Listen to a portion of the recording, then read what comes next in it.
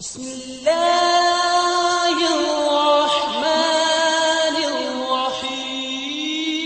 کئی قسمیں کھا کر کے اس انسان کی حسن تخلیق کو بیان کیا ہے، اور جس طرح اللہ رب العزت نے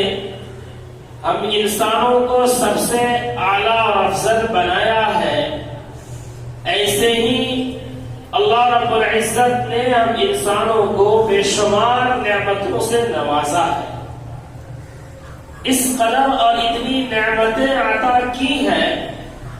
یہ انسان اسے شمار کرنا چاہے تو لا تعد ولا تحصى، شمار نہیں کر سکتا ہے۔ ان نعمتوں میں سے ایک عظیم نعمت یہ اولاد ہے۔ اولاد اتنی بڑی اور عظیم نعمت ہے کہ اگر ایک انسان صرف اس نعمت کے ملنے پہ صبح سے شام تک، شام سے صبح تک اپنی پیشانی سجدے میں رکھ دے اور اللہ کا شکریہ ادا کرتا رہے کہ رب نے ہمیں اولاد عطا کی ہے، پھر بھی اس نعمت کا شکریہ ادا نہیں کر سکتا ہے۔ یہ اولاد کی نعمت اگر ہم جاننا چاہتے ہیں تو ہم اس شخص کو دیکھیں کہ جس کی شادی کا ایک عظیم عرصہ گزر گیا، لیکن آج بھی اس کی جھولی اولاد کی نعمت سے خالی ہے۔ ہم اسے دیکھیں کہ اس اولاد کے لیے وہ کیا کیا نہیں کرتا ہے، پیسوں کو خرچ کرتا ہے، ڈاکٹروں کا، طبیبوں کا، حکمہ کا چکر لگاتا ہے، اور اگر ایمان کمزور ہو تو پھر وہ مزاروں کا چکر لگاتا ہے، اور پھر نام نہاد باباؤں کا چکر لگاتا ہے، اور بسا اوقات اولاد کے حاصل کرنے میں ایمان بھی کھو بیٹھتا ہے۔ تو اولاد اللہ کی یہ عظیم نعمت ہے، عظیم تحفہ ہے۔ یہی وجہ ہے کہ رب کریم نے اس نعمت کی حفاظت کا حکم بھی اتنا ہی سخت انداز میں دیا۔ اللہ نے فرمایا قرآن کریم میں یا ایھا الذین آمنوا قوا انفسکم واہلیکم نارا وقودھا الناس والحجارہ، کہ اے انسانوں، اے وہ لوگ جن کو ہم نے آل دیا ہے، اولاد عطا کی ہے، وہ کان کھول کر کے سن لے اور اپنے ذہن میں اس بات کو بیٹھا لے کہ اگر تم صاحب اولاد ہو، صاحب آل ہو، تو تمہاری ذمہ داری ہے کہ تم اپنے آپ کو بھی، اپنے آل کو بھی اور اپنے اولاد کو بھی آتش یعنی جہنم کے آگ سے بچانے کی کوشش کرو۔ آسان بات نہیں ہے کہ رب نے اولاد عطا کر دیا، اب ہم اسے کچھ بھی تعلیم نہ دیں، کچھ بھی تربیت نہ کریں، پیسوں کمانے کے لیے انہیں صرف دنیا کی تعلیم دے دیں، پیسے کمانے کے لیے نہ دین کی تعلیم دے یا نہ دنیا کی تعلیم دے اور انہیں باہر بھیج دے، اور ہم سوچیں کہ ہم کامیاب ہو رہے ہیں، ہماری نمازیں، ہمارے روزے، ہماری عبادتیں ہمیں کامیاب کر دیں گی۔ یاد رکھیں، اگر ہم اپنی آل و اولاد کو جہنم کی آگ سے بچانے کی کوشش نہیں کی تو ہماری ساری عبادتیں اکارت ہو جائیں گی۔ کل قیامت کے میدان میں جب رب ہماری عبادتوں کی بنیاد پہ ہمیں بخشش کا پروانہ سنا دے گا اور ہم دوڑتے ہوئے جنت کی طرف جا رہے ہوں گے، تو کہیں ہماری بیٹی آئے گی، کہیں ہمارا بیٹا آئے گا، کہیں ہماری بیوی آئے گی، کہیں ہمارا پوتا آئے گا،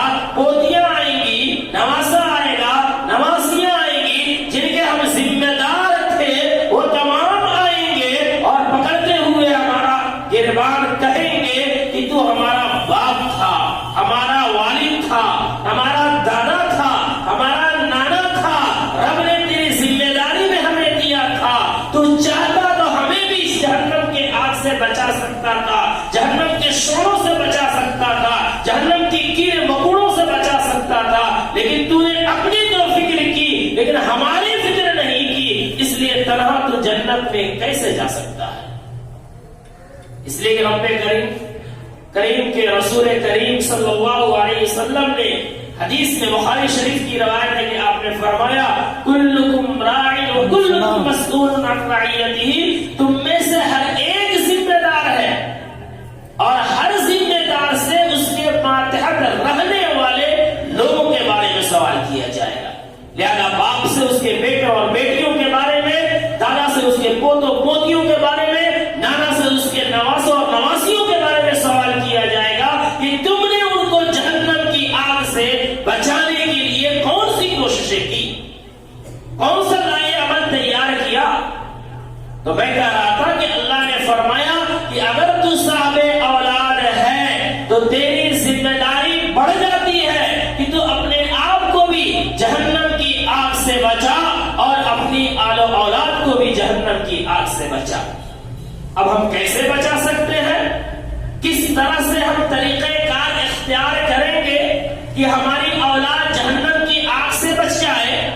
جہنم کے شعلوں سے بچ جائے، ابدی خسارے سے بچ جائے، نقصان سے بچ جائے؟ تو اللہ کے رسول نے اس کا بھی طریقہ بیان فرمایا۔ اللہ کے رسول نے فرمایا، کیا فرمایا کہ طلب العلم فریضۃ علی کل مسلم، کہ تمہاری اولاد جہنم کی آگ سے اس وقت بچے گی کہ اگر تم ان کے دنیاوی کامیابی کی فکر کرتے ہو، تم انہیں دنیا کی اعلیٰ تعلیم دینے کی فکر کرتے ہو کہ میری اولاد انجینئر بھی ہو، ڈاکٹر بھی ہو، پروفیسر بھی ہو، وکیل بھی ہو، یقیناً ہو یہ معاشرے کے وہ نمائندہ ہیں جن کی معاشرے میں ضرورت ہے، لیکن اس کے ساتھ ساتھ تم یہ بھی فکر کرو کہ تمہاری اولاد نمازی بھی ہو، تمہاری اولاد تعلیم قرآن بھی ہو، تمہاری اولاد حلال و حرام کا علم رکھنے والی بھی ہو، تمہاری اولاد گناہوں سے بچنے والی بھی ہو، تمہاری اولاد اپنے والدین کے حقوق ادا کرنے والی بھی ہو اور علماء کی قدر کرنے والی بھی ہو اور اپنے دین اور عقیدے سے محبت رکھنے والی بھی ہو۔ اور یہ کیسے ہوگا؟ جب اللہ کے رسول کے اس فرمان پہ عمل کریں گے کہ انہیں علم دین کی تعلیم دیں گے۔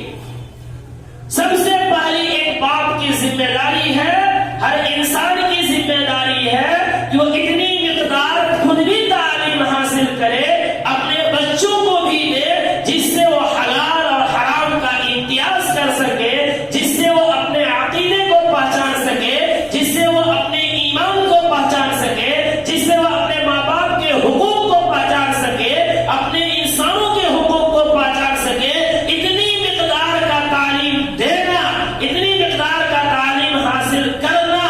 فرض ہے، فرض۔ جس طرح نماز کا پڑھنا فرض ہے، روزے کا رکھنا فرض ہے، حج کا طاقت ہو تو حج کا ادا کرنا فرض ہے، ایسے ہی یہ بھی فرض ہے کہ ہم اپنی اولاد کو قرآن و حدیث کی اتنی مقدار تعلیم دے کہ وہ نماز اور روزوں کو صحیح کر سکے، وہ حلال و حرام کا امتیاز کر سکے۔ لیکن آج افسوس ہے، ہمارے معاشرے میں دو طبقہ ہے۔ ایک تو مسلم معاشرے میں وہ طبقہ ہے جو اپنے بچوں کو پڑھانا ہی نہیں چاہتا، جو تھوڑے سے شعور کو ہوتے ہیں، انہیں اسکولوں میں انہیں پیسوں کمانے کے لیے باہر اور بدیشوں میں بھیج دیتا ہے، پھر وہ بچے جاہل اور ان پڑھ بن کر کے پیسے تو کماتے ہیں، لیکن وہ یہ نہیں جانتے کہ ہمارا رسول کون ہے، ہمارا رب کون ہے، ہمارے ماں باپ کے حقوق کیا ہے، ہماری زندگی کیسے گزرے گی، کوئی شعور نہیں ہوتا، بلکہ وہ بچے اولئک کالانعام بل ہم اضل، وہ جانوروں کی طرح ہو جاتے ہیں، بلکہ اس سے بھی بدتر ہوتے ہیں، اور پھر وہ اپنے ان ماں باپ کو بڑھاپے میں اپنے جوتیوں کے ٹھوکر میں رکھتے ہیں، اور پھر وہ ماں باپ شکوہ کرتا ہے کہ میری اولاد نہیں مانتی۔ مانے گی کیسی؟ تو نے تو جب پڑھنے کی عمر ہوئی تھی تو نے پیسے کمانے کے لیے بھیج دیا تھا، تو پیسے لے اسی سے زندگی گزار۔ ان کو تو پتا ہی نہیں کہ ماں باپ کے حقوق کیا ہے۔ تو پہلا طبقہ تو وہ ہے کہ جو پڑھاتا ہی نہیں، اور دوسرا طبقہ وہ ہے کہ جو پڑھانا تو چاہتا ہے لیکن وہ ایک طرفہ انہیں اسکول اور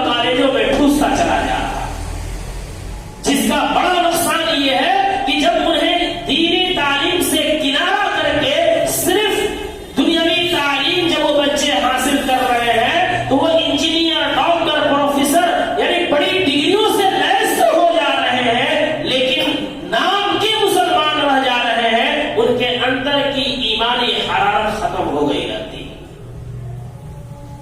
کوئی بات اگر اسلام کی آتی ہے تو غیر دور رہتے ہیں. سب سے پہلے یہ پڑھا لکھا طبقہ جو دینی علوم سے کنارہ کش ہو کے پروان چڑھا تھا، یہ سب سے پہلے سوشل میڈیا پہ آتا ہے، الیکٹرانک میڈیا پہ آتا ہے، پرنٹ میڈیا پہ آتا ہے، اور غیروں سے زیادہ، سب سے زیادہ یہ دین کے خلاف راز نکالتا ہے. آج دیکھیے ارتداد کی لہریں چل رہی ہیں. یہ آسان بات نہیں ہے. ایک باپ، ایک دادا، ایک نانا اپنی نمازیں پڑھ لے، روزے رکھ لے، قرآن کی تلاوتیں کر لے، تمام عبادتیں کر لے، اگر اس نے اپنی اولاد کا دینی حقوق ادا نہیں کیا ہے وہ دنیا کا سب سے بدترین انسان ہے. اس لیے کہ ساری زندگی رب کی عبادتیں کی، لیکن کل قیامت کے میدان میں اس کی عبادتیں حقارت ہو جائیں گی، رائگاں ہو جائیں گی.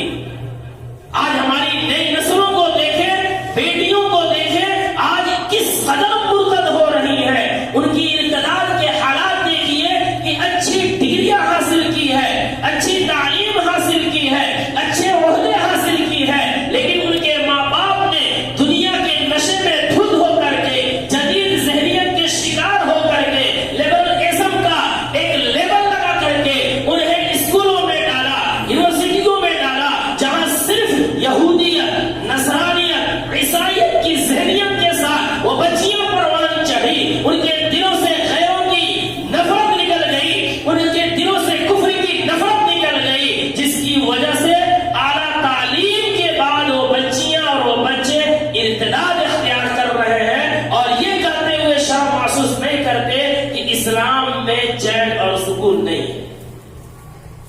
اس کے ذمہ دار اگر وہ اولاد ہے تو وہ ماں باپ بھی ہیں. وہ اپنے آپ کو بری نہ سمجھے. اگر ایک باپ کورٹ میرج کراتے، کورٹ کے اندر پہنچ کر کے اپنی بیٹی جو خوبصورت لڑکی ہے، اعلیٰ تعلیم حاصل کی ہوئی ہے، جو جوان لڑکی ہے، اس کے سامنے ہاتھ جوڑ کر معافیا مانگ رہا ہے کہ اے بیٹی، میں نے تجھے پڑھایا تھا، میں نے تعلیم دی تھی، میں نے تجھے یہاں پہنچایا ہے، میں نے تیرے جسم کی حفاظت کی تھی، آج تو اچھی تعلیم حاصل کر کے ایمان کو چھوڑ کر ایک غیر کے ساتھ تو جا رہی ہے، میرا تو لاج رکھ لے اور ادھر سے آ جا، اپنی ساری پراپرٹیز بیچ کر کے دنیا کا سب سے مالدار انسان جو ہمارے نظر میں ہوگا اس سے تیری شادی کر دوں گا، لیکن اس غیر کے ساتھ نہ کر. لیکن یہ باپ ایک مجبور محض بن کر، مسکین بن کر ہاتھ تو جوڑتا ہے، لیکن بیٹی پہ کوئی اثر نہیں پڑتا. وہ بیٹی اس باپ کے آنکھوں کی شکل میں خون کا قطرات گرتا ہوا دیکھتے ہوئے اپنے غیر مسلم ساتھی کے ساتھ کورٹ میرج کر رہی ہے.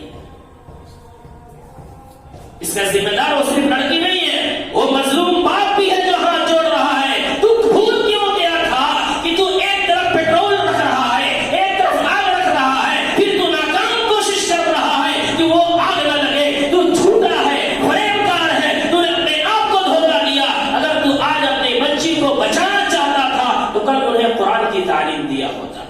اگر بچے کو بچانا چاہتا تھا تو پہلے تو قرآن کی تعلیم دیا ہوتا، انہیں حافظ قرآن بنا کر کے تو انجینئر بنایا ہوتا، حدیث پڑھا کر کے تو ڈاکٹر بنایا ہوتا. جب قرآن و حدیث کے علوم کے ساتھ میرے بچے اور بچیاں اس مقام پر پہنچتی تو کفرستان میں بھی ہوتے، دشمنوں کی الغار میں بھی ہوتے، فتنوں کے غول میں بھی ہوتے، وہاں بھی کلمہ لا الہ الا اللہ محمد رسول اللہ کی بولی بولتے، اپنا رنگ چھوڑتے. تو اللہ کے رسول نے بیان فرمایا کہ آپ دنیا کی جو تعلیم دینا چاہے دیں، وہ وقت کی ضرورت ہے. بلکہ میں کہتا ہوں آج ضرورت ہے کہ ہمارے بچے دنیا کے تمام شعبہ جات میں اعلیٰ عہدوں پر ہوں، لیکن یاد رکھیں اس میں بہترین اسی وقت ہوگی جب انہیں پہلے ہم ان مدارس کا، مکاتب کا رخ کرا کر کے وہاں تک پہنچائیں گے. اس لیے ہم اپنے بچوں کو قرآن پڑھائیں، پہلے حدیث پڑھائیں، پہلے مدارس کا رخ کرائیں. دنیا چھوڑ دے کیا کہہ رہی ہے، دنیا مذاق اڑائے، دنیا استہزاء کرے، یعنی تو اپنے بچے کو حافظ قرآن بنا رہا ہے، عالم دین بنا رہا ہے، تو مدرسہ بنا دے گا. دنیا کی بھکتیوں کو پیروں کی ٹھوکر میں رکھے، دنیا کی ٹانوں کو پیروں سے رونگ ڈالے، اور آپ ٹھان لیں کہ پہلے میں اپنا دین سکھاؤں گا، پھر اپنے بچوں کو دنیا سکھاؤں گا، تاکہ میں اپنے ذمہ سے بری ہو سکوں۔ جو لوگ اپنے بچوں کو قرآن پڑھا رہے ہیں، قرآن پڑھانے کے بعد حافظ قرآن بنانے کے بعد جو آگے دنیا کی تعلیم دینا چاہتے ہیں، میں ان والدین کو مبارکبادی پیش کرتا ہوں کہ آپ اپنے آپ کو کمتر نہ سمجھیں، یہ نہ سمجھیں کہ آپ کی اولاد ضائع ہو رہی ہے، یہ نہ سمجھیں کہ آپ کا پیسہ ضائع ہو رہا ہے، یہ نہ سمجھیں کہ آپ کی محنت ضائع ہو رہی ہے، بلکہ یہ سمجھیں دنیا کا وہ خوبصورت ترین انسان ہے جس نے اپنی اولاد کا شرعی حق ادا کر دیا۔ اولاد کا حق یہ نہیں ہے کہ انہیں اچھی گاڑیاں دے دی جائے، اچھے گھر بنا دیے جائے، اچھے کپڑے دے دیے جائے، یہ ان کا اصل حق نہیں ہے۔ اصل حق یہ ہے کہ ان کی ایمان کی حفاظت کر دی جائے۔ حضرت یعقوب علیہ السلام پیغمبر ہے، یعقوب علیہ السلام ایک پیغمبر ہے۔ انہوں نے جب ان کو ام کنتم شہداء اذ حضر یعقوب الموت، ذرا دیکھیے پیغمبر، مرنے کا وقت ہے، موت کے اثرات نظر آ رہے ہیں، اپنے بیٹوں کو بلاتے ہیں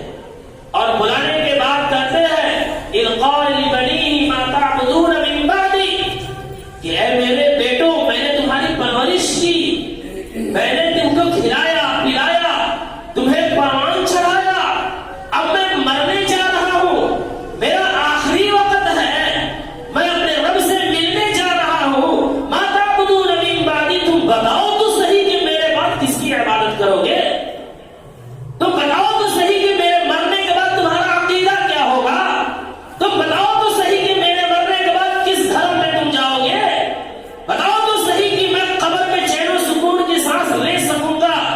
اپنی اولاد کی تربیت کی بنیاد پہ، یا قبر کی عذاب کی بھٹیوں میں جا سکوں گا اپنی اولاد کی تربیت نہ کرنے کی بنیاد پہ؟ ہمیں اطمینان تو دلاؤ۔ حالانکہ پیغمبر ہے، تو ان کی اولادوں نے کہا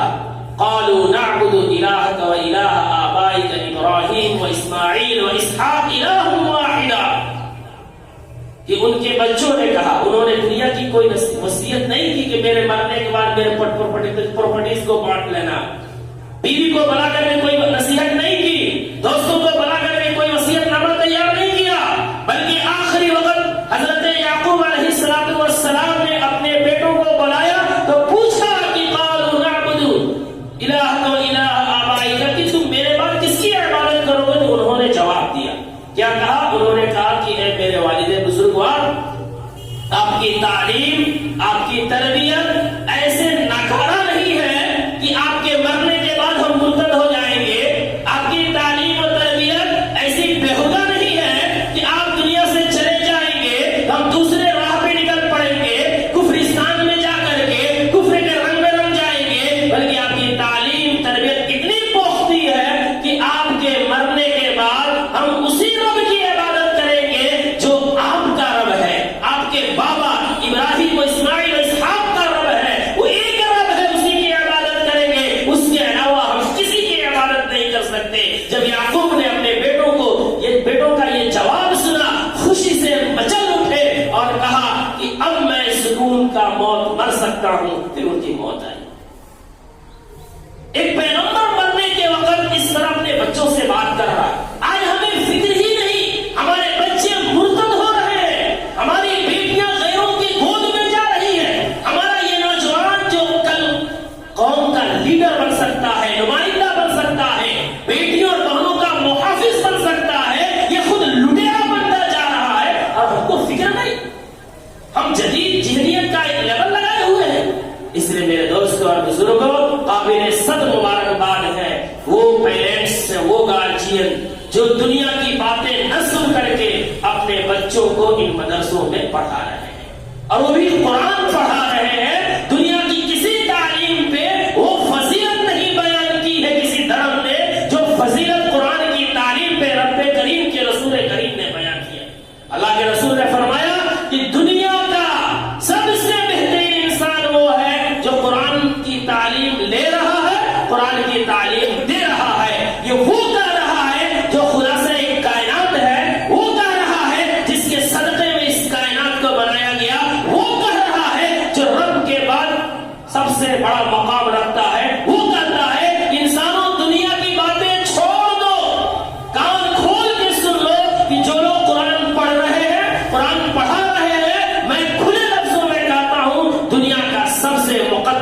باخبر لوگ وہ ہیں. لہذا پڑھانے والے اساتذہ، پڑھنے والے یہ ننھے منھے بچے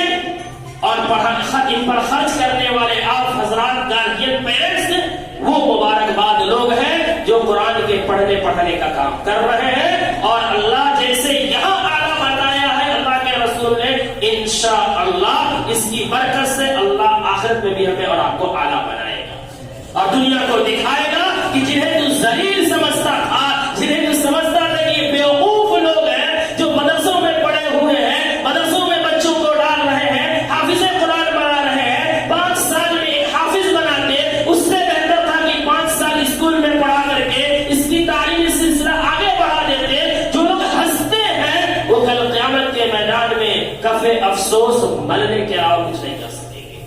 اس لیے ہم اور آپ اپنے آپ کو خوش نصیب سمجھیں کہ ہم وہ کام کر رہے ہیں جو اللہ نے ہمیں کہا ہے. ہم اپنے بچوں کو وہ تعلیم دے رہے ہیں جو ہماری شریعت نے کہا ہے. اور یہ بچے عام بچے نہیں ہیں، یہ وہ بچے ہیں مدرسے میں پڑھانے والے وہ لوگ ہیں جن کے صدقے میں پورے کائنات کا نظام چل رہا ہے.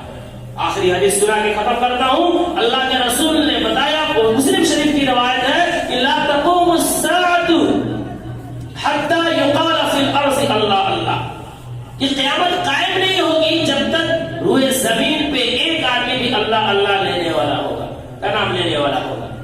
اس لیے جو ہے یہ بڑی فضیلت ہے. یہ بچے جو اللہ اللہ کا نام لے رہے ہیں، انہی کے صدقے میں یہ کائنات کا نظام چل رہا ہے. اس لیے ہمارے بچے ہوں یا نہ ہوں، ہر قرآن کو پڑھانے والے کا احترام ہونا چاہیے، اپنی جانی مالی مدد ہونی چاہیے. اور گارجین جو پڑھا رہے ہیں وہ اپنے آپ کو کمتر نہ سمجھے کہ ہم اپنے بچے کو مشینریز میں ڈالے ہوتے، کانوینٹس میں ڈالے ہوتے، بلکہ وہ خوش نصیب سمجھے کہ کل قیامت میں جب ساری دنیا پریشان ہوگی اس دن ان کے سروں پہ تاج رکھا جائے گا اور انہیں عزت عطا کی جائے گی. اس لیے اللہ ہمیں اور آپ کو ان بچوں کے اور ان حافظ قرآن کے احترام کرنے کی توفیق عطا فرمائے اور ہمارے دل میں قرآن حدیث کی محبت پیدا فرمائے. اللہ آپ تمام کو جزا خیر دے. پھر میں کہتا ہوں یہ طلبا اور یہ گارجینز اور یہ اساتذہ وہ خوش نصیب لوگ ہیں جن کی خوش نصیبی کو دنیا کے سامنے اپنے آپ کو کمتر سمجھنا، احساس کمتری کا شکار ہونا، یہ اپنے نعمت کی ناقدری ہے. اس لیے ہمیں خوش رہنا چاہیے اور اللہ سے اس پر شکرانے کے لیے نمازیں پڑھنی